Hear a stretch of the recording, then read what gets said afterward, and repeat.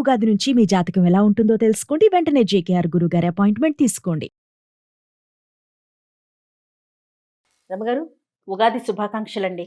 మీకు కూడా ఉగాది శుభాకాంక్షలు సుమన్ టీవీ ప్రేక్షకులందరికీ నూతన సంవత్సర ఉగాది శుభాకాంక్షలు. మన ప్రేక్షకులందరి జీవితాల్లో, ప్రపంచంలో ఉన్న వ్యక్తులందరి జీవితాల్లోకి ఎన్నో శుభాలు తీసుకురావాలని మనసారా ఆకాంక్షిద్దాం.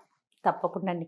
మరి ఈ సంవత్సరం అవన్నీ తొలగిపోయి అంత సంతోషంగా ఉండాలి, ముందు ఆరోగ్యంగా ఉండాలని కోరుకుంటున్నాం కదా రమగారు? అవును, ప్రతి సంవత్సరం పండగప్పుడు మనం ఇలాంటివే ఆకాంక్షిస్తాం. అవును, చక్కగా సాంప్రదాయబద్ధమైన వస్త్రధారణ, సాంప్రదాయబద్ధమైన పూజా విధానము, మన ఆచరణలు కూడా మన ఊళ్ళల్లో మన ఇళ్లలో మనం ఏం చేసుకుంటామో అదే పందా ప్రకారం ఈ తొలి రోజు ప్రశాంతంగా జరుపుకుంటే సంవత్సరం అంతా కూడా ఇదే ప్రశాంతత కంటిన్యూ అవుతుందని కాలమే నేర్పిస్తుంది. ఈ ఉగాది పండగ కూడా కాలానికి సంబంధించిన పండగే. 2 ఏళ్ల కాలగమనంలో మనం దాన్ని గౌరవించడం నేర్చుకున్నాం. కరెక్ట్ అండి. సమయానికి చాలా ప్రేమించటం, ప్రకృతిని ప్రేమించడం, సమయానికి విలువివ్వటం నేర్పింది మనకి బలవంతంగా. ఈ నేర్చుకున్న పాఠాన్ని గాల్లో కలిపేయకుండా ఈ పాఠాన్ని జీవిత పాఠంగానే మనం భావించి చక్కగా ధైర్యంగా సాహసోపేతంగాను అలాగని జాగ్రత్తలతోటి, దాంతోపాటు జాగ్రత్తలతోటి ముందు జీవితం భావి జీవితాలను కూడా మనం ఇలాగే ముందుకు తీసుకెళ్ళాలి. ఎప్పట్లాగానే షడ్రుచులతోటి చక్కగా పండగ చేసుకోవటం. ఈ షడ్రుచులు ప్రతి సంవత్సరము మనం ఇవే మాటలు చెప్తాం, కానీ ఏటా అది కొత్తగానే అనిపిస్తుంది కదా. ఎందుకంటే మనం సాధారణంగా ఎవరైనా చేదు ఎవ్వరు కోరుకోరు, అన్నీ స్వీట్ మెమరీస్గానే ఉండాలి. బ్యాడ్ మెమరీ గుర్తు చేసుకుంటే ఏదైనా బిట్టర్ మెమరీస్ అవి నోట్లోకి వచ్చేస్తాయి, ఆ రుచి దాన్ని భరించలేం. బ్యాడ్ మెమరీస్ ఉండాలి, ఉంటాయి. వాటిని అధిగమించే స్వీట్ మెమరీస్ని ప్రతిరోజు మన సొంతం చేసుకుంటూ ఉండాలి. చిన్న చిన్న విషయాల్లో కూడా సంతోషాన్ని వెతకాలి. ప్రతి చిన్నదాన్ని హాయిగా సెలబ్రేషన్ లాగా మనం ముందుకు తీసుకెళ్తే పెద్ద పెద్ద ఇబ్బందులు కూడా ఈజీగా అధిగమించాం. అందుకనే మనకి ఈ ఉగాది పచ్చడిలో వేప కలుపుతారు. చేదుని అధిగమించడం నేర్చుకో. జీవితం అంటే ఈ రెండిటి కలయిక, చేదు తీపుల కలయిక. ఎన్నో రుచులు ఉంటాయి వీటితో పాటు ఇంకా ఎన్నో రుచులు ఉంటాయి, రకరకాలు. అవును, ఇప్పుడు ఈ రకరకాల కంటే మనకి బాగా డామినేటింగ్గా ఉండేది చేదు. దాన్ని డామినేట్ చేయడానికి మనం ఓ పులుపు, ఓ వగరు, ఒక తీపి, వీటిని కలుపుకుంటాం. జీవితంలో కూడా అంతే. ఏవైనా బ్యాడ్ మెమరీస్, ఇబ్బంది పెట్టే వాటి ఉంటే మిగిలిన తీపి జ్ఞాపకాలు, మిగిలిన విషయాల జ్ఞాపకాలు అన్నిటితో కలిపి దీన్ని మర్చిపోండి. ఈ సీజన్లో ఇవి తినాలి, అనారోగ్యాలు వస్తాయి కాబట్టి అని ఇది ఒక విధానం. ఇప్పుడు ఈ రెండు కూడా మన జీవితానికి అవసరం. చూడు, చాలా శారీరక మానసిక ఆరోగ్యాలు ఎంత అవసరమో.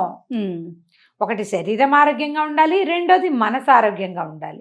ఈ రెండు, ఈ ముందు ఆలోచనేమో మనసుకి, రెండో ఆలోచన ఆరోగ్యానికి.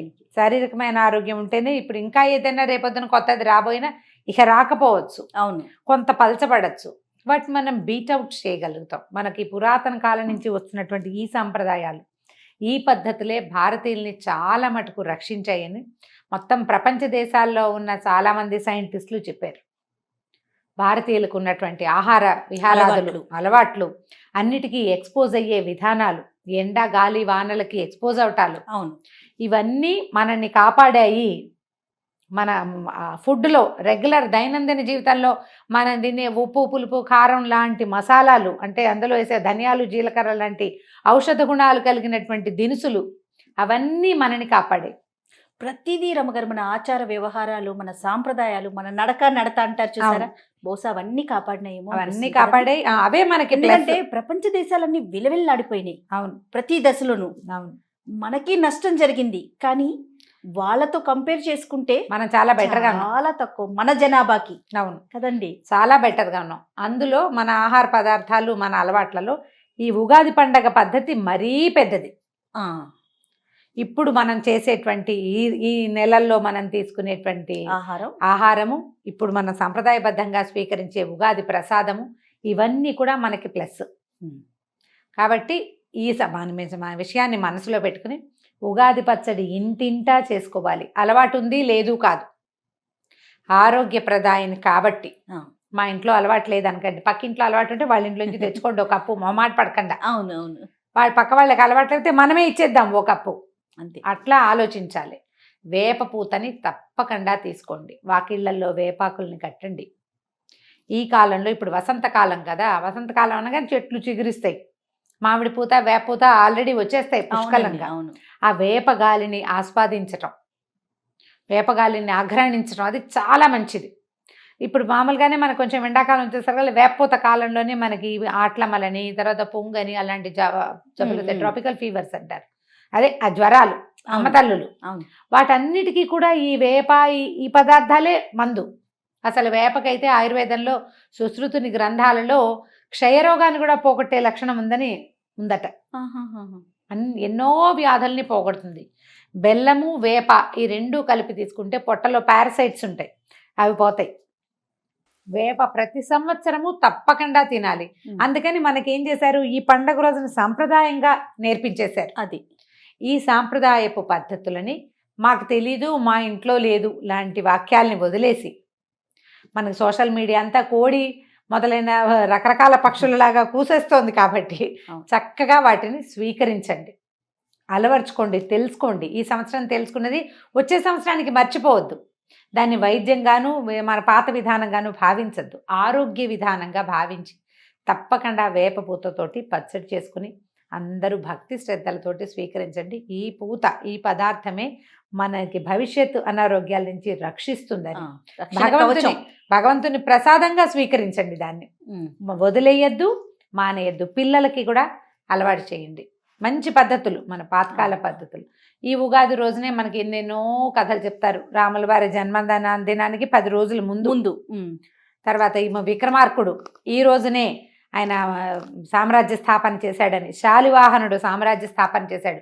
శాలివాహన శకం ఈ ఉగాది రోజునే మొదలైందంటారు. ధర్మరాజు సింహాసనాధీష్ఠుడు అయ్యాడు ఈ రోజునే అంటారు. ఎన్నో కథలు చెప్తారు. ప్రధానమైంది మనకి రాబోయే ఎండాకాలానికి నాంది. ఇప్పటిదాకా ఒక సుమారుగా ఉంది. అవునవును. మాఘ పాల్గొన మాసాల్లో ఒక మాదిరిగా ఉన్న ఎండ చైత్రం వచ్చేసరికల్లా రైహమని బాగా ఎండెక్కిపోతుంది. ఎండని బీట్ చేయడానికి మనం ఏం చేస్తాము, బెల్లం పానకము, చెరుకు రసాలు తీసుకోవాలి.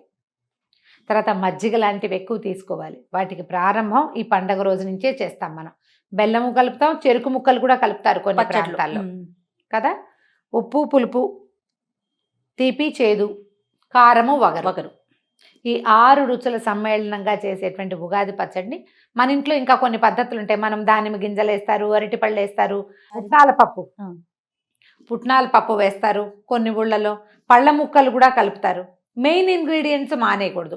ఉప్పు మొదటిది, కారానికేమో పచ్చిమిర్చి కానీ మిరియాలు కానీ, తీపికి బెల్లమే, పులుపుకి చింతపండే అందరూ వేసేది, వగరికి లేత మామిడికాయ, చేదుకి వేప.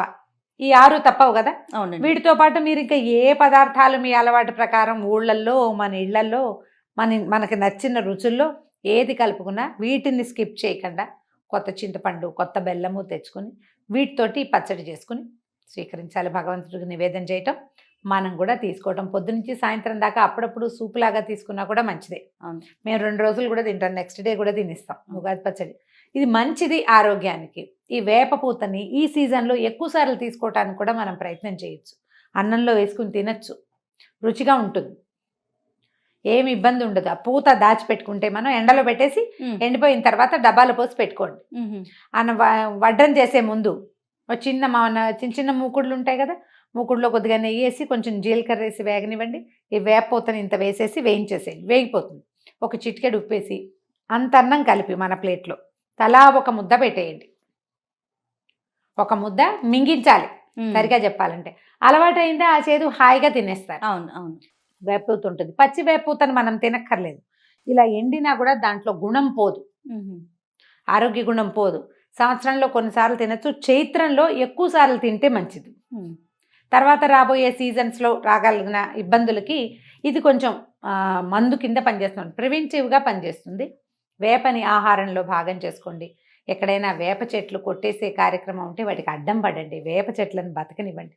అవి మనకి బాగా అవసరం. అవును, అంటే ఇళ్ల పక్కనే ఉంటే ఏం చేయలేకపోతాం, వాటిని ఉంచుకోలేము, ఇళ్ళు పాడైపోతాయి కాబట్టి వాకిళ్లలోనో కొంచెం రోడ్ల వైపుకో వేప గాలి పీల్చే అవకాశం ఉంటే తప్పకుండా తీసుకోండి.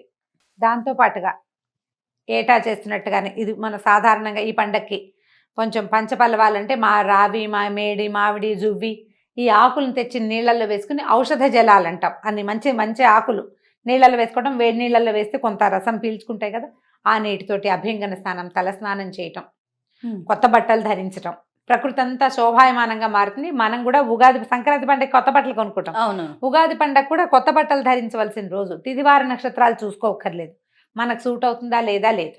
పండుగ ఈ రోజున ధరించవచ్చు. చక్కగా కొత్త బట్టలు, కొత్త వస్తువులు ఏమైనా కొనుక్కుంటే వాటిని ఓపెన్ చేసుకోవచ్చు.